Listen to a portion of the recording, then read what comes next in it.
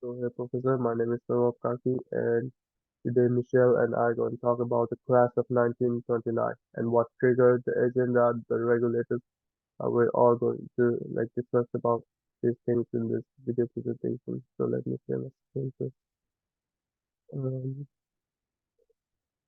okay. Yeah.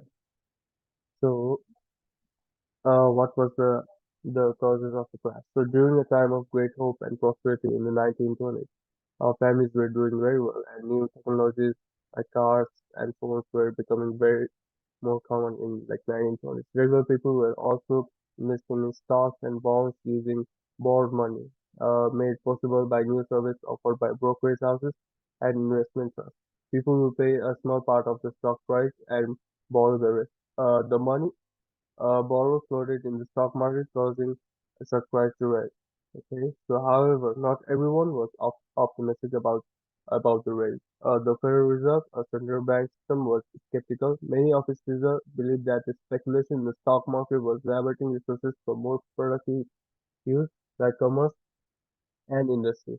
Okay, so the Federal Reserve decided to take the action. They debated how they can uh you know make the use of money in productive sectors, like the farming of wheat and corn were very popular back in those days. So one idea was to directly interfere by telling Reserve Bank not to lend money to banks that were giving loans to stock speculator. They also warned public about the risk of speculation. The government of the Reserve Bank of New York, George Harrison, had a different plan. Okay, so here they are the role of the banks and the reserve. Uh, he wanted to raise the discount lending rate, which would make it more expensive for banks to borrow money. In 1929, New York asked several times to raise its discount rate, but the board denied it. And in August 1929, the board agreed, and the New York rate raised 6%.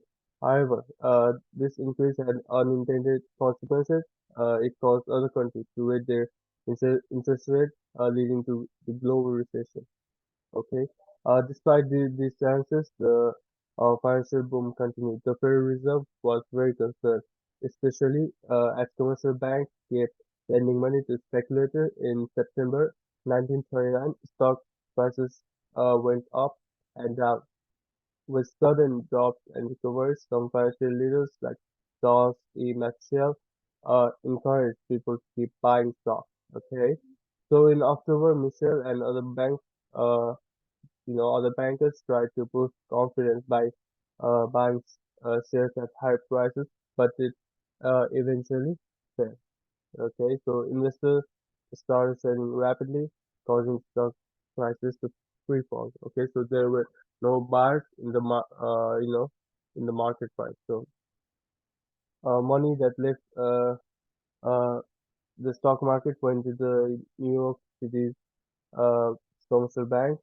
These banks also took on millions of dollars in the stock market loans. This started to strengthen the bank as deposits increased, reserve requirement rose, but reserve fell as people withdrew cash. Banks bought loans and checks cleared slowly.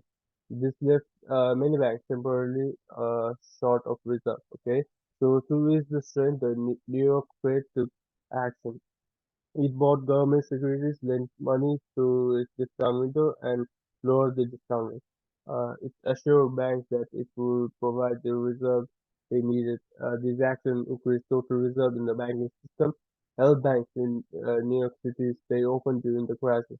The action also prevented short-term interest rates from raising too much, as often during the financial crisis. Right? So, at the time, the New York Fair's actions were controversial, with complaints that it exceeded its authority. However, looking back, these actions helped contain the crisis in the short term. While the stock market collapsed, commercial banks in the center of storm it stayed open in the Federal Reserve. Okay, even though New York uh, action protected commercial bank, the bank crash still hurt businesses and manufacturing. The crash scared investor, consumers lending to job fears and worry about paying bills. Fears and uncertainty cause people to buy fewer big ticket items like cars on credit.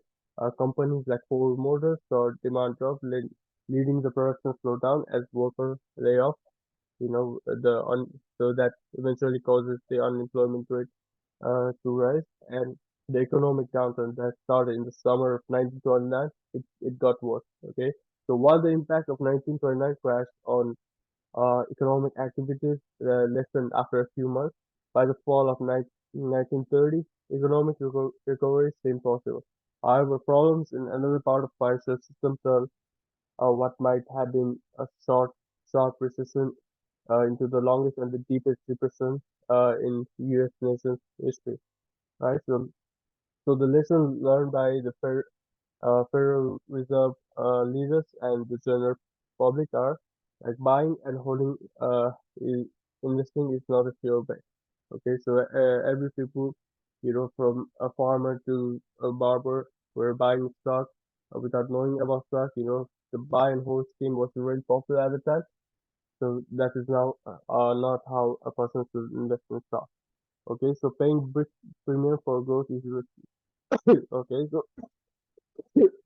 buying growth stock, with high PE ratio, which is multiple of its PE ratio in its peak, is very risky. Crashes are often uh, unforeseen. Okay, so what does that basically mean is you cannot see the crash because uh, during the year 1920 and the crash of 1929, it was almost like 10 years. So people that were into the market within that period did not know about the downturn or the risk of investing. So the crashes, these type of crashes are often like unseen. Okay, so a crash may come while profits are very good. So it is like uh uh when everyone is optimistic and they're sure that they cannot lose money. That's when like these type of crashes occur. Okay, so a crash may take a year to bottom out. So you never know when a crash will recover and break even and go to new high. It might take 1 year, it might take 2 years, and and more depending on the magnitude of the previous gain by the market, right? So when responding to the equity market, central bank suggest Federal Reserve to use caution. It's challenging to identify adverse financial bubbles. Limiting investor irrationality by monetary policy could have far-reaching, unforeseen, and negative effects. Okay, so uh, these are the lessons learned by the Federal Reserve and general public, and for agenda and other kind of presentation, I'd like Michelle to speak. Thank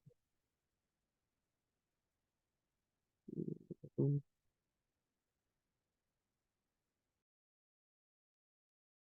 So now we will be discussing the regulators. As Saraf had introduced the stock market crash last 1929, the Dow Jones Industrial Average declined nearly 13%, and the Federal Reserve leaders differed on how to respond to the event and support the financial system. This happens in the United States, thus, we have noted two regulators involved. First would be the Federal Reserve. Three key points in relation to Federal Reserve would be contraction of the money supply and economic turndown, followed by the action on providing liquidity to the banking system after the crash to prevent a complete collapse of the market. Few items that happened. The board asked the reserve banks to deny requests for credit from members banks that loaned funds to the stock speculators. They also authorized reserve banks to accept as collateral for discount loans assets that finance agricultural, commercial, and industrial activity, but not prohibited them from accepting as collateral or notes, drafts, or bills covering merely investments or issued or drawn for the purpose of carrying or trading in stocks. Also, bonds or other investment securities, except bonds and notes of the government of the United States. There were also items wherein commercial banks are also continued to loan money to speculators, and other lenders invested in increasing sums and loans to brokers. The second regulator would be the SEC, or Securities and Exchange Commission. Although SEC was created in 1934 and did not contribute on the stock market crash itself, this regulator was developed because they don't want the financial drop to happen again. SEC was developed mainly to regulate the securities industry and protect investors from the fraudulent activities. Next is the ramifications for society. With the stock market crash, we will also be discussing the consequences. First off, the crash led to investors panicking. This financial event triggered the Great Depression, in which there was a widespread unemployment, and it led to poverty and economic hardship. The business in different sectors were also failing due to having imbalance in the economy. There was enough supply, but the demands were not enough as the consumers are already suffering.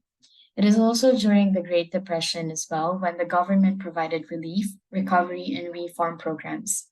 The Social Security and other welfare programs were also established to address the economic challenges. In summary, the 1929 stock market crash had a devastating impact on the society, leading a widespread economic suffering and influencing significant policy changes in the years that followed.